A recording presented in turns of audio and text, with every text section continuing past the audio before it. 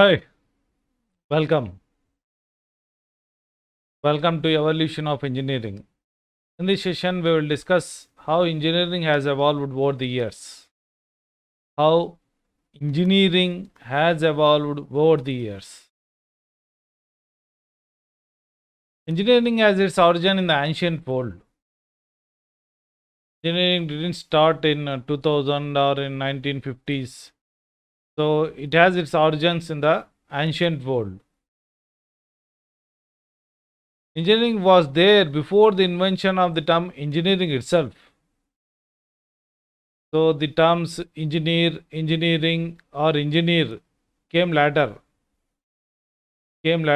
But engineering was there. That means people were using the technology related to engineering or principles of engineering. People were using, but they may not call the particular person who is able to uh, do tasks using engineering principles as engineer. But still, engineering existed even in the ancient world. Traces of early engineering. If you consider, if you are interested, if you want to know how engineering has started, we can discuss some traces. So, traces of early engineering are like this: production of flame by striking two stones. So, by striking two stones, flame was produced, and that flame was used to cook the food. Basically, cook the food.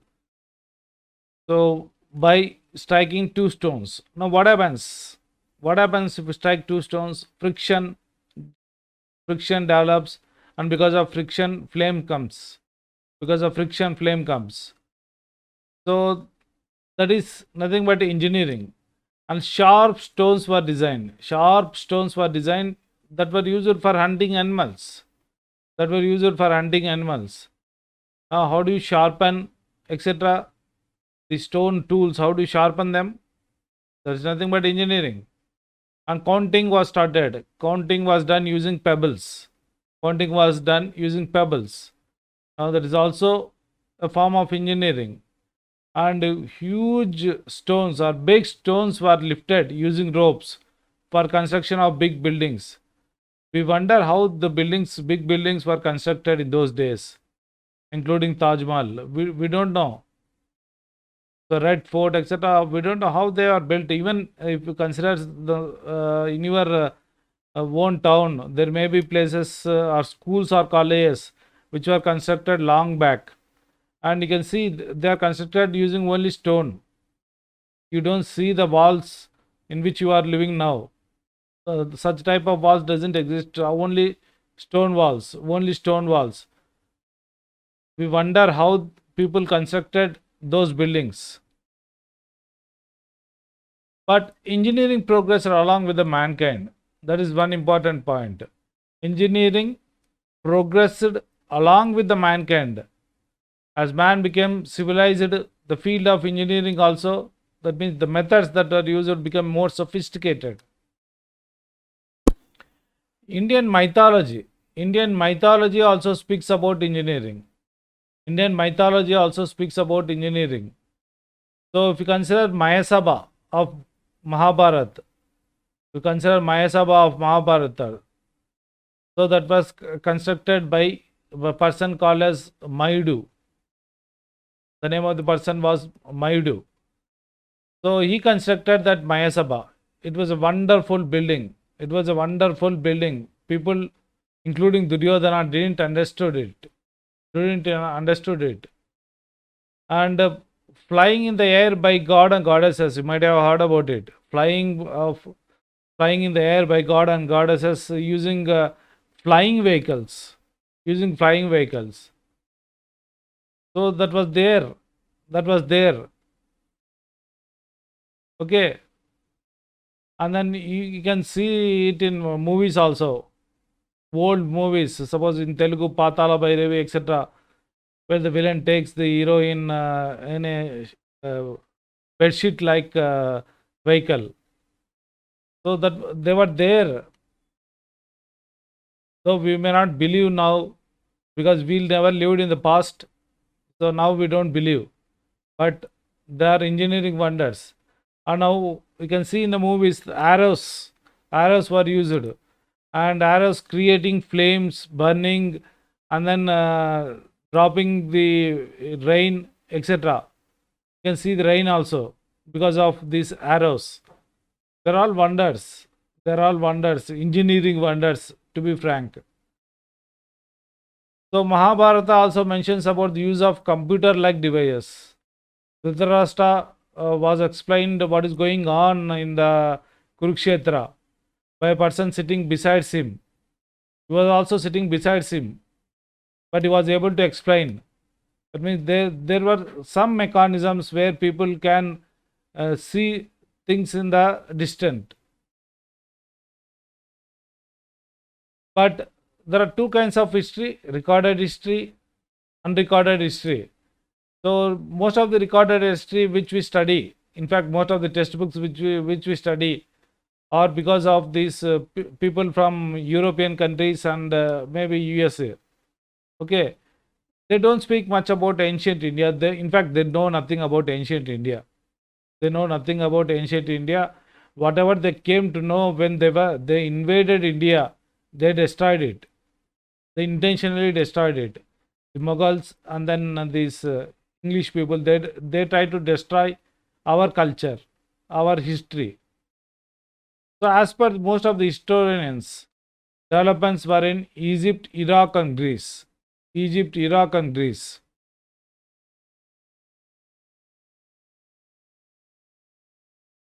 Hammurabi. Hammurabi, the king who ruled Babylonian for 43 years, framed a code law for construction which is as follows. So it is related to civil engineering. It is related to civil engineering. He framed some rules related to the construction. They may appear very strict. But some of it are useful even nowadays. Some of the rules at the beginning are very harsh, but we study few rules. Some of it should be applied nowadays also. So what the rule says is, if a builder build a house for a man and do not make its construction firm, and the house which he has built collapse and cause the death of the owner of the house, that builder shall be put to death. That builder shall be put to death. So if you construct a house and because of it the death of the owner happens, then you will be killed. Next, if it cause the death of the son, son of the owner, then your son should be killed. Should be killed. These two are very harsh, but they were present in those days. They were used in those days. Next, if it caused the death of the slave of the owner, of the house, he shall give to the owner the house a slave of equal value. He shall give to the owner of the house a slave of equal value. So that means if slave who is working under the owner dies because of your poor construction, then you should provide him another slave. So those were the days where master-slave relationship existed. Master-slave relationship existed. Okay, next, if it destroy property, it shall restore whatever it destroyed. This is a fair rule. If it destroy property, it shall restore whatever it is destroyed. And because he did not make the house which he built for him and it collapsed, he shall rebuild the house. This is also fair. If house collapses, then you rebuild. Within a time period. If a builder build a house for a man and do not make its construction meet the requirements and a wall fall in, that builder shall strengthen the wall at his own expense. So that means the walls should be reconstructed. As per the recorded history, most of the engineering developments in the early days were related to construction and irrigation. So canals were constructed, and canals were a main way of transportation. So using canals, goods were transported, people were transported, and also horses. In those days, horses were frequent. Horses were also transported using canals. Maybe they were also lifted using the ships. So people, goods, and horses. Pyramids of the Egypt are a wonder even now. They are marvelous contributions of the engineering. Everybody should agree. And then even because from the outside they look wonderful, but inside nobody knows. Inside nobody knows. There are many hidden secrets. Roman constructions are spectacular engineering contributions to watch, particularly churches which were built in those days. History says that early engineering achievements were related mostly to civil engineering. It started with civil engineering, definitely. It started with civil engineering. The next contributions came from mechanical engineering, and the wheel was a significant contribution. The wheel was a significant contribution. So, with the invention of the wheel, people used wheels for easy transportation. So, Middle Ages tried to reduce the amount of labor by automating some of the work of the humans. So, in the Middle Ages, so they try to reduce the labor. They try to reduce the labor by automation. Next, paper, textile, and iron industries came into picture. Paper, textile, and iron industries. Printing machines were designed. So, the invention of Gutenberg, which resulted in printing of books, papers on papers, etc. On papers, some content was printed, and those papers were carried, and it resulted in communication. Remember, using these papers also, typed papers or written printed papers, also communication can take place, not just using smartphones or using computers. Even nowadays, most of the communication, effective communication is due to books only. The contributions of engineering spread to next mining field, astronomy, and transportation. Steam engine, it is another significant contribution. Steam engine was the invention of the 19th century, was the main contribution of the 19th century. With steam engine, so railway tracks were laid, and goods, horses, etc. were transported using rail network, not just using ships. Now rail networks came into picture, and roads were also constructed using layers of broken stone. Roads are also constructed. Electricity was another significant contribution. Electricity was then used, even nowadays, used to drive trains. Power is supplied to houses and industries. Engineering societies started to evolve. Engineering societies, like now we have this IEEE, ISTE, etc., IEI, Institute of Engineers, etc. Like that, engineering societies started. Engineering societies were started. So in our country, engineers need not register. It's not mandatory, but in many countries, engineers should register with some centralized organization. In our country, it is there are no proper registration procedures for engineers. Doctors, etc., register actually, but for engineers, it is something like an exemption. But in many foreign countries, it is mandatory. In India also, some of the engineers, if they are interested, they can register with bodies like IEEE, ISTE, IEI, etc. The impact of the 20th century developments. The developments that took place in 20th century influenced human life, and they continue to influence our life even now. Airplanes, motor vehicles were started in those days only. We are still using airplanes and motor vehicles. Governments concentrated on purification of water. Drinking water is supplied to households. Transportation system was improved by construction of bridges across the canals, across the valleys, maybe across the rivers. Bridges were constructed, and different kinds of power came into picture, not just water based power, nuclear power also. Electronic industry progressed very well, and inventions like transistor, integrated circuit, and computer contributed a lot. The field of computer science is also has its roots in the 20th century 20th century, where real computers, real computers were constructed only in 1960s, 1950s, 60s. But so even before that, some hypothetical computers or some model computers which were not materialized, that means which were not completed, existed. So where other branch of engineering deal with the tangible objects, computer science deals with the non-tangible objects, and non-tangible object is software, and it provides flexibility. That is the main advantage of software. Software provides flexibility. That means you can change it. If you write a program, if you want, you can modify it. You can modify it easily. But if you build a hardware, if you build a machine, it's difficult to modify it.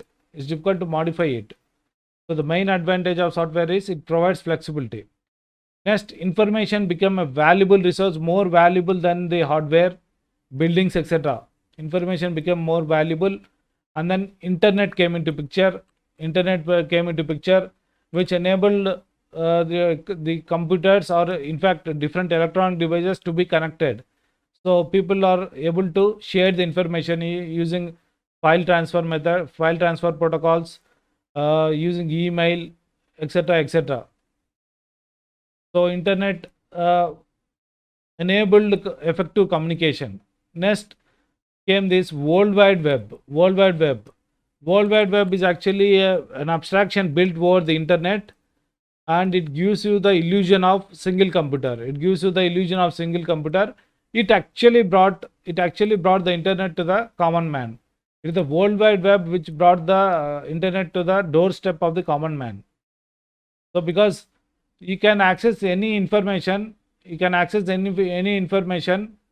as if it is present in your own computer. It may be present in a computer which is present in Britain or USA, but doesn't matter.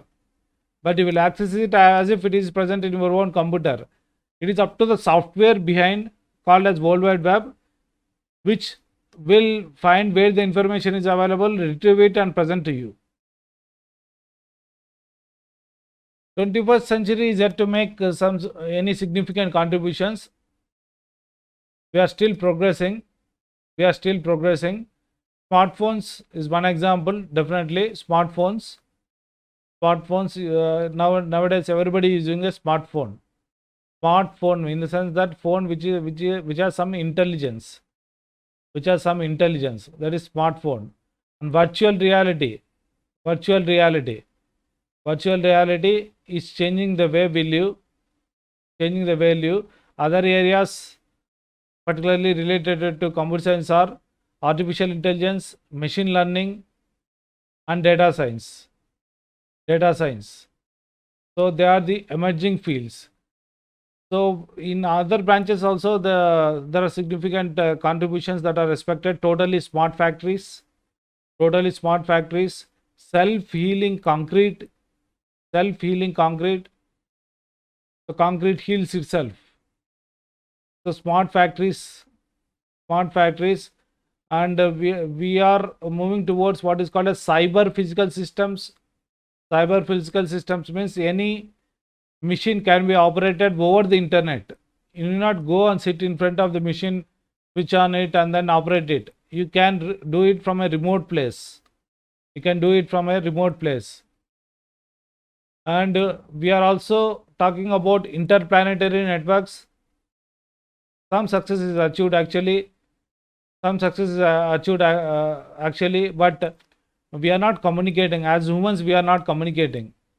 So maybe the organizations like NASA, ISRO are able to communicate with objects on other planets, on moon and other planets, and we may move to Mars in a very quick time. So Elon Musk is contributing. Elon Musk, if you want to fly into the air, into the space, read about Elon Musk. Read about the Elon Musk. So try to be like something like Elon Musk. So thank you very much. Best wishes to you. Do your best. Thank you.